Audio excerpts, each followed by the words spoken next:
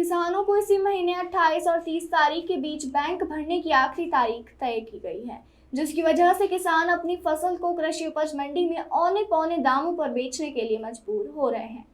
किसानों का कहना है कि शासन से गेहूं उपार्जन के लिए जो समर्थन मूल्य तय किया है, उससे भी कम कृषि उपज मंडी में दाम मिल रहे हैं, लेकिन किसान अपने बैंक भरने तय तारीख से पहले रुपए पाने की इच्छा लेकर मंडी पहुंच रहे हैं। कुछ किसानों का कहना है कि भाजपा की शिवराज सरकार किसान हितैषी होने का दावा करती है, लेकिन वास्तविक रूप से किसानों की समस्याओं को नहीं समझ रही है। किसानों ने बैंक भरने की तारीख को बढ़ाने की मांग की है, ताकि किसान मंडी में अपनी बम्पर आवक को औने पौने दामों पर ना बेचे। वहीं दूसरी ओर उपार्जन कार्य के लिए भी पिछले साल के मुकाबले किसानों ने कम पंजीयन कराया है। पंजीकृत किसानों का आंकड़ा 1 लाख के ऊपर भी नहीं पहुंचा है, जबकि पिछले साल 1 लाख से ज्यादा किसानों ने अपना पंजीयन कराया था। शिवनाई अभी बताएगी, उपार्जन कार्य के दौरान पंजीयन कम होने के पीछे सरकार के नए नियम भी आड़े आ रहे हैं। बायोमेट्रिक नियम, जुलाई से पहले शनि लगने का नियम, उसके अतिरिक्त राशि और ग्रेडिंग के कारण भी फसल को कम करने का नियम किसानों को पसंद नहीं आ रहा।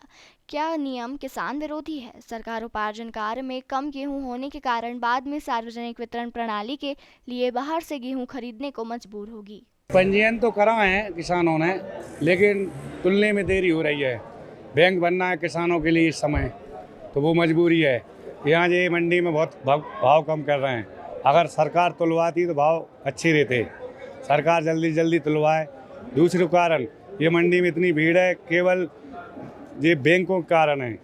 अगर शिवराज जी, हमारे मामा जी, मैं भी बीजेपी से हूँ, अगर ये डेट बढ़ा दें तो किसान लुटे ना इस मंडी में। ये बैंक भराने की डेट जो है ना 28 मार्च, थोड़ी वो बढ़ा दें, उसको 1 अप्रैल मतलब अप्रैल में कर दें तो किसान रुक के बेचे। अब 2100 जा रही है 1544 अच्छी वैरायटी, तो कहाँ मिल रहा हो किसान के लिए। किसानों की परेशानियां कुछ बड़ी हैं कम तारीख। किसान की परेशानी बड़ी है, पैदावार भी इस साल 1544 से कम रहा। कुछ का अच्छा हो रहा है, जिसके पास पानी है उसका अच्छा हो रहा है, बाकी 5 और 6 की निकल रही है, 2100 जा रही है। क्या मिल रहा है किसान के लिए? दूसरी बात, यहाँ आके इधर देखो आप स्थिति, मंडी में सही नहीं खरीद रहे, 2100 खरीद रहे हैं। और मंडी की व्यवस्था भी आप देखो, ट्रैफिक जाम है, व्यवस्थित ढंग से ही नहीं हो रही।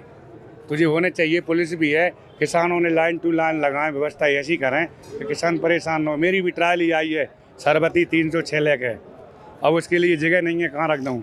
आवक बम्पर है, निश्चित किसान ने मेहनत करी है, पैदावार अपनी बढ़ाई है, लेकिन पंजीयन कम हुए। पंजीयन कम होने का कारण सरकार की लाचारिता है। सरकार ने कोई व्यवस्था नहीं करी, कांटों पे देरी से तुलाई हो रही है, नगद भुगतान नहीं, पेमेंट में टाइम लगेगा और कांटों पे कोई व्यवस्था नहीं। किसान मंडी में भी आ रहा है, मंडी में रेट बढ़ने के कारण आया था, लेकिन आज की स्थिति ये है कि मंडी में भी सही दाम नहीं मिल रहा।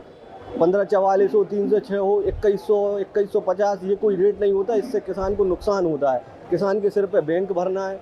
मेरा मानना है कि शिवराज सरकार को 30 जून कर्ज की तारीख बढ़ा देना चाहिए। जो 30 मार्च है उसको बढ़ा के 30 जून कर देना चाहिए। सरकार वाकई वादे करते हैं कि किसान हितैषी सरकार कोई किसान हितैषी नहीं है। आप देख सकते हैं मंडी में ना तो टोकन बटे, ना लाइन से लगी, ना किसानों के लिए पानी है, ना कोई वैसी उपलब्ध व्यवस्था है कि किसान अपना अनाज समय से बेच सके।